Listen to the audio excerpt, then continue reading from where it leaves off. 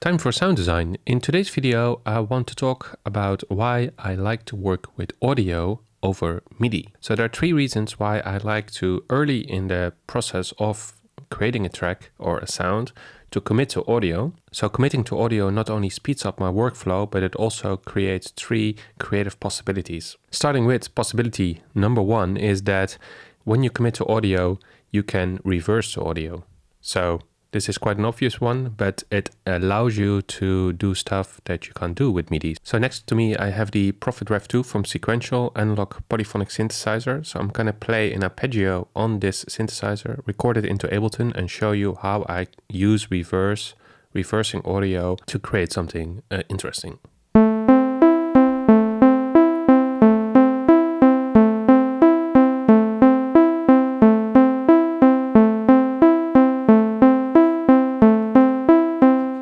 So I created this very basic arpeggio from 3 notes. And one of the things I like to do is to duplicate this track and then pick out bits that I would like to reverse. So for instance, the last note at the end of the second bar, if I take that out and reverse it, let's see how that sounds. So there you have a sort of, it leans into the next bar just by simply reversing the note, also playing the forward note. So it's not instead of the forward note, but it's in addition to it.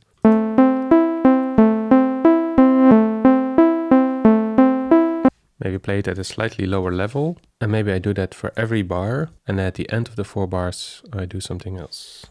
So maybe take the last 2 notes. Maybe we can play them a bit earlier.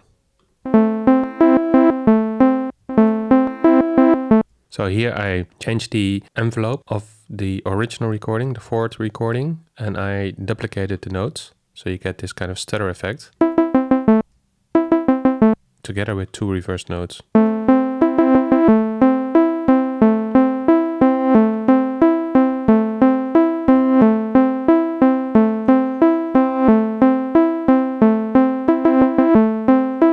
So that's the first creative possibility when working with audio, is that you can easily reverse and move stuff around to create beyond the simple arpeggio that I recorded from the synthesizer and add extra elements. On to reason number 2. When you work with audio, you can pitch it down easily. And by pitching it down audio, even if you do it in Ableton in a high quality environment, as opposed to like old samplers where you get a lot of crunch, you still get a certain character when you pitch stuff down. So let's go to Ableton and work with the same audio and pitch it down. So let me take the first part of this arpeggio, pitch it down 1 octave. So when you pitch it down 1 octave, it's exactly the same note, so you don't have to worry about the key.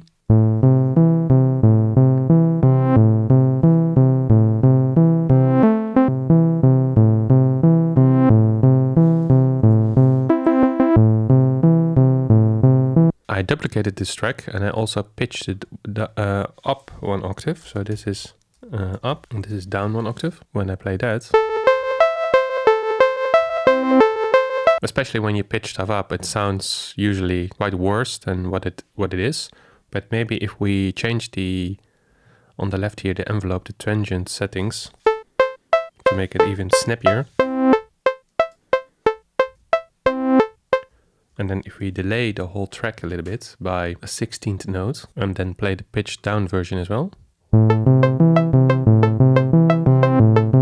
Maybe actually by a 32nd.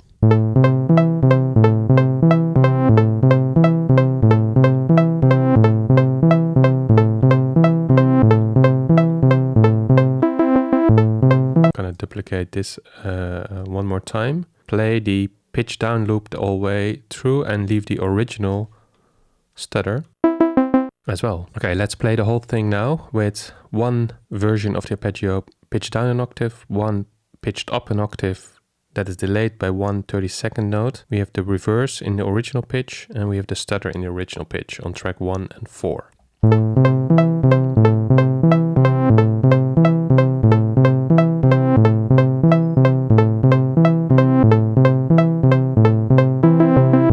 as you can see, with pitching up and down, you can create a lot of different kind of characters, even in a high quality environment. And then for reason number 3, why I like to work with audio is that you can rearrange the rhythm of things you play. So for this example, I'm going to use the drift synthesizer inside Ableton.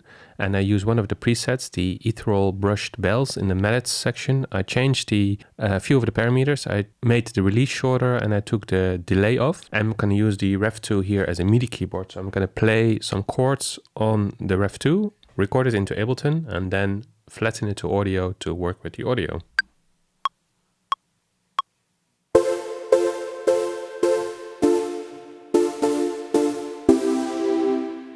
So I recorded these very basic chords into Ableton. As you can see here, they're not necessarily played on the grid. For this example, that doesn't really matter. I'm going to duplicate this track, right-click Freeze Track, and after that, Flatten Track. So now I have this recording as audio.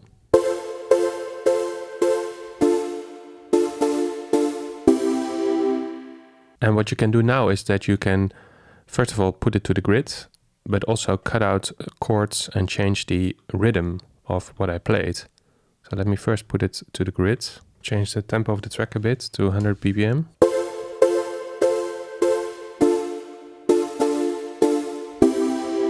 Also a loop that is 2.5 bars, so that doesn't really work. But the first thing to do is to see like the beginning, the first 4 chords.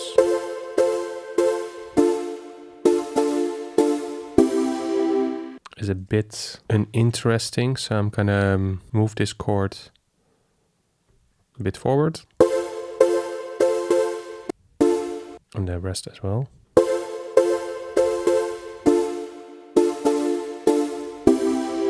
And this chord is too late, I think. I'm gonna remove that chord.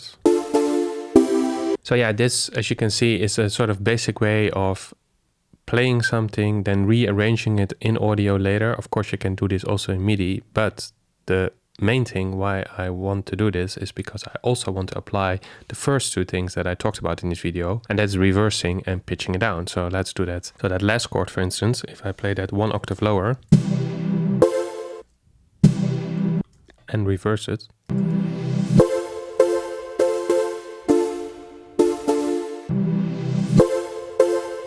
let me duplicate this track, make this original again.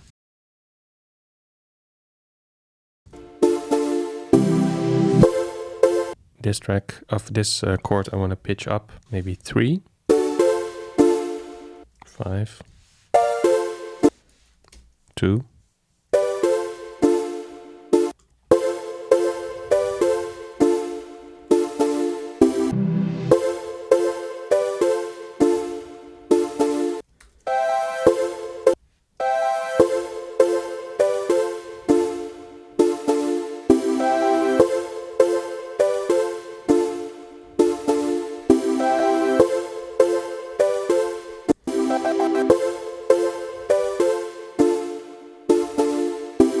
This one I'm also copying, reversing.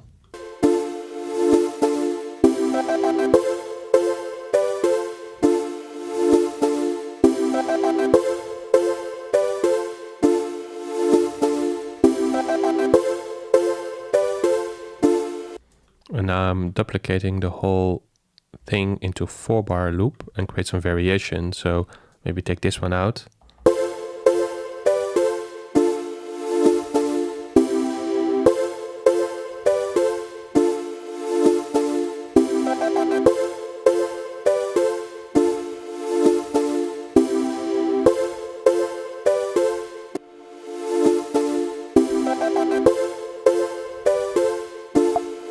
So as you can hear, there's many creative possibilities by reversing, pitching up or down, and rearranging the audio to create something that you can't really play.